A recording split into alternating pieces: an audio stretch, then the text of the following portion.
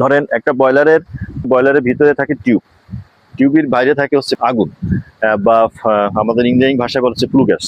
এখন ওই ফ্লু গ্যাসটা ওই পানিকে স্টিমে রূপান্তরিত করে তখন ওই ফ্লু গ্যাসটা তো বেড়ে যেতে হবে, কোথা থেকে বেড়ে যাবে? তখন ওই ওই আমাদের যে বয়লার ওই সাইডটা এসে এই সাইডটা এসে আমাদের মূলত এইখান থেকে এই উপর থেকে বেরিয়ে ওই ফ্লু গ্যাসটা আকাশে চলে যাবে।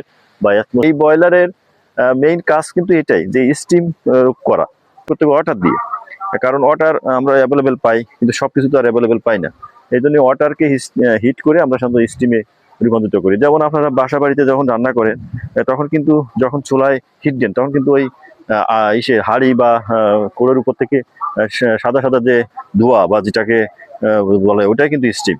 কিন্তু ওই স্টিমগুলো যখন পানিকে হিট করা হয় তখন ওই স্টিমগুলো এসে এই যে এই ড্রামের উপরিভাগে জমা হয়, আর নিচে থাকে ওয়াটার।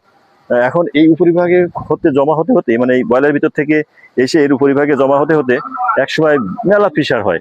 ধরেন আপনি 160-70 বার আমাদের এখানে হয়। আর টেম্পারেচার হয় ওই আমাদের যে পুলু গ্যাসটা, সেই পুলু গ্যাসের টেম্পারেচার 665 ডিগ্রি মতো।